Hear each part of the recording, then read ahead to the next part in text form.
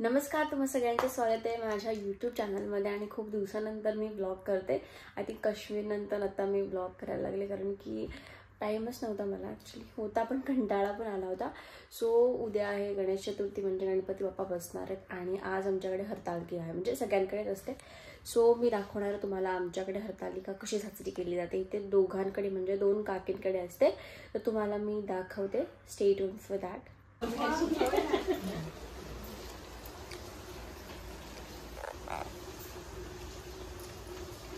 मूर्ती नाही दिसत काही दूध आहे बघा ते मूर्ती दिसायला पाहिजे ना। झालं का ती पण वाट पेटव हा किसने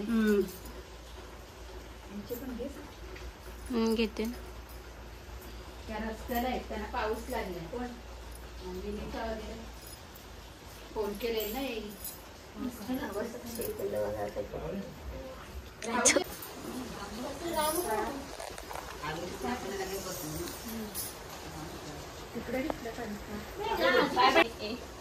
एक हे व्रत भाद्रपद महिन्यातील पहिल्या तृतीयेला करावं। हे तू कसं केलंस हे मी तुला आता सांगतो। तुझ्या लहानपणी तू मला प्राप्त करण्यासाठी केलंस।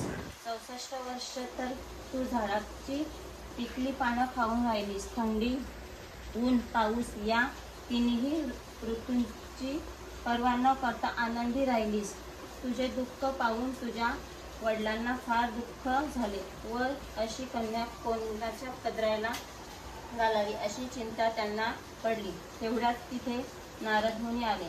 हिमालयाने त्याची पूजा केली। केण्यात काढून विचारले तेव्हा नारद म्हणाले तुझी कन्या उपकार झाली आहे ती विष्णूला द्यावी हे तिच्यासाठी योग्य वर आहे। त्यांनीच मला तुझ्याकडे मागितल्याची करण्यात पाठवले आहे म्हणून मी आलो आहे। हे ऐकून हिमालय आनंद झाला। त्यानं त्या गोष्टीला लगेचच होकार दिला। नंतर नारद तेथून लगेच विष्णूकडे आले। त्यांनाही हकीकत सांगितली व स्वतः दुसऱ्याकडे निघून गेले। नारद गेल्यावर तुझ्या वडिलांची ही गोष्ट तुला सांगितली ती गोष्ट तुला आवडली नाही। तुझा राग अनादर झाला। तू रागावली पाहून तुझ्या सखीने रागवण्यात कारण विचारलं तेव्हा तू म्हणाली महादेवा वाचून मला तुला दर्शन दिलं आणि वर मागण्यात सांगितलं। तू म्हणालीस तुझ्या पाहिजे तुम्ही माझे पती व्हावे याशिवाय माझी दुसरी कोणी इच्छा नाही आणि ती गोष्ट मी मान्य केली। मी तृप्त झालो। पुढे दुसऱ्या दिवशी ती व्रत तू विसर्जन करून मैत्रीसह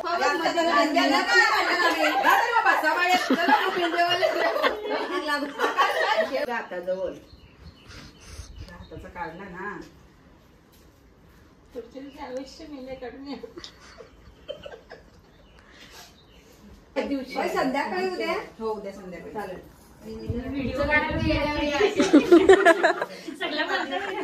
कॅन्डिड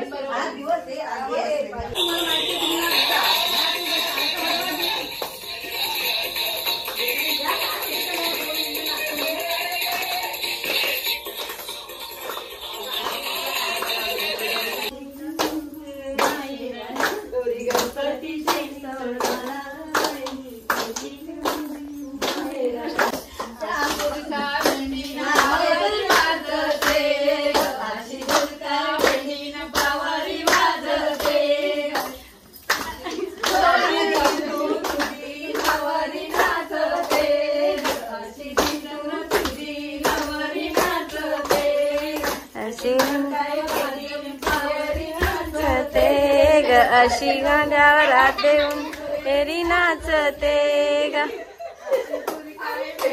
पारी नाचते अशी काय भेंडी न पावरी नाचते ग नाचते अशी विलास तुझी नवरी नाचते